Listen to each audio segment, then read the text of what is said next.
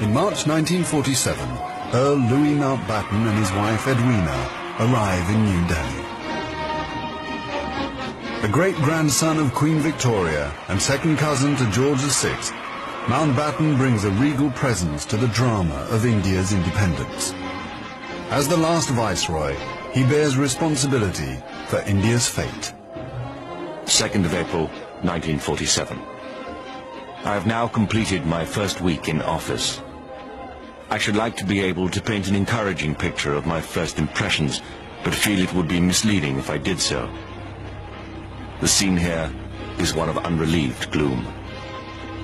At this early stage, I can see little common ground on which to build any agreed solution for the future of India.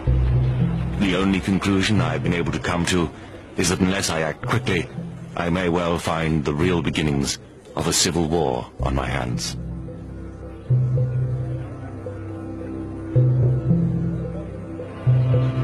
By May, attempts to create a unified India have failed. Gandhi retreats from political life. Muhammad Ali Jinnah, leader of the Muslim League, and Jawaharlal Nehru of the Indian National Congress concede to divide India. Fearing a total loss of control, Mountbatten brings forward the transfer of power to August. Two nations will be created by partition, a secular India and a new homeland for India's Muslims, Pakistan. Nehru addresses the people of India. Long years ago, we made a tryst with destiny, and now the time comes when we shall redeem our pledge. At the stroke of the midnight hour, when the world sleeps, India will awake to life and freedom.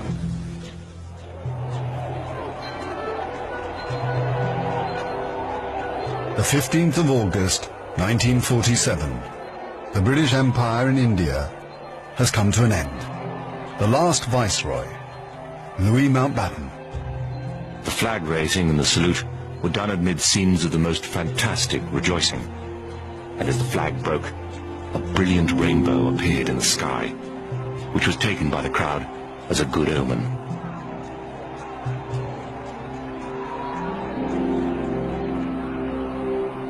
Qasim Muhammad. On the 15th of August came freedom. The freedom to burn, loot and murder. While Delhi and Karachi were celebrating, central Punjab was burning.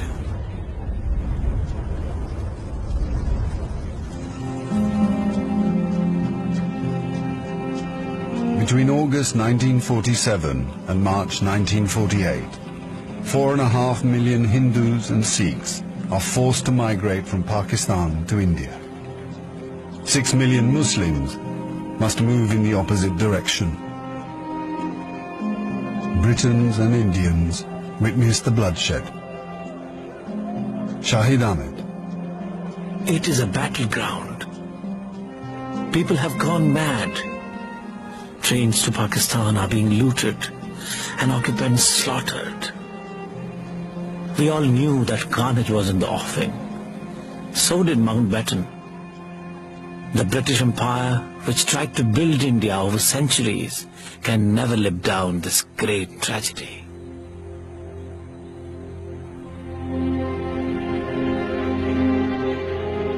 Lieutenant Colonel Hubert Boyd Hudson.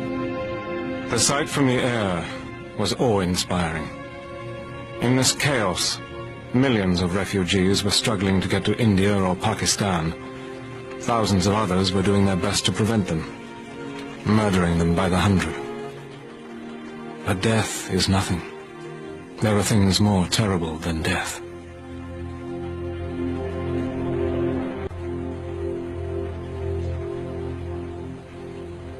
Ten million people are displaced in the partition of India. 1 million are dead.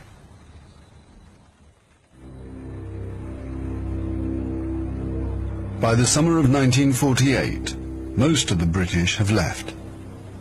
Hubert Boyd Hudson has been in India for 15 years. India is full of ghosts. Houses I have lived in, now inhabited by Indians, remind me of the days which will never come again. When the Viceroy drove past with a cavalry escort in red coats, I have seen the greatness of the British in India, but now it is all ended, and we are the last to leave, the few who are trying to tidy up the mess which the sudden splitting of an old empire has caused. Britain has lost its greatest imperial possession. Mahatma Gandhi once said that if India became free, the rest of the empire would follow. In the next 10 years, the fire of India's independence will spread around the globe, from the Middle East to Africa.